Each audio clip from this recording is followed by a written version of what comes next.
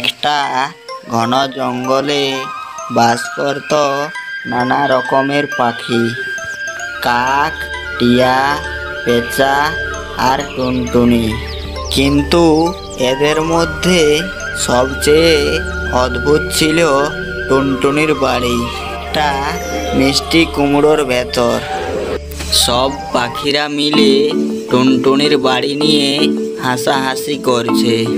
বাবারে, তোমরা দেখেছো টুনটুনির বাড়িটা একটা কুমড়োর, আর রাত্রে তাকালে তো টুনটুনির কুমড়োর বাড়ি দেখাই যায় না। সবাই যখন টুনটুনির বাড়ি নিয়ে ঠাট্টা করছিল, তখন টুনটুনি চুপচাপ সব শুনছিল। সব কিছু শুনে টুনটুনি দুঃখিত হয়ে তার বাসায় উড়ে যায়।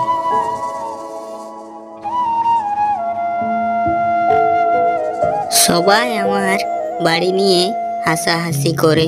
কুমড়োর বাড়ি কি এতই খারাপ?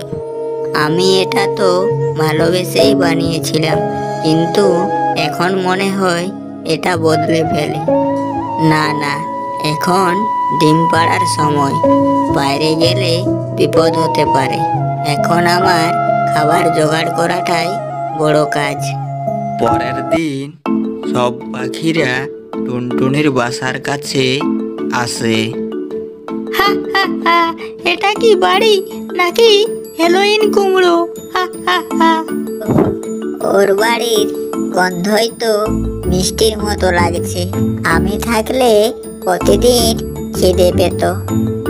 আরে কুমড়ো হলেও তো মজবুত, কে জানে কখন কাজে লেগে যায়।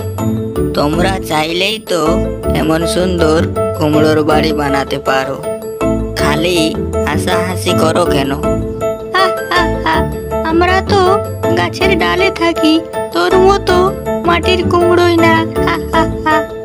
ঠিক বলেছ কাকদা, বৃষ্টি এলে টুনটুনি বুঝতে পারবে। হা হা হা। সব পাখির কথা শুনে টুনির মন খারাপ হয়ে গেল। সে ভাবলো কারো কথায় কান না দিয়ে নিজের কাজ করাই ভালো। কিছুদিন পর সে একটা ডিম পাড়লো।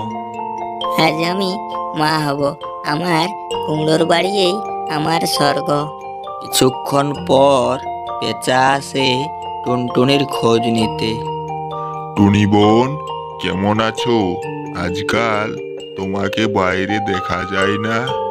এখন আমি ডিম পেড়েছি গো পেঁচাদা, তাই আমি আর বাইরে বের হই না। ও তাই তো, এবার বুঝি টুনি বোন মা হবে। হঠাৎ একদিন শুরু হলো প্রবল ঝড় বৃষ্টি। সব পাখির বাসা উড়ে গেল, কেবল টিকে রইল টুনটুনির কুমড়োর বাড়ি। ঝড় থামার পর কাক ও টিয়া টুনটুনির বাসার কাছে এলো। ওরে বাবা, আমার গাছের ডাল তো উড়ে গেল, এখন আমি কোথায় থাকবো?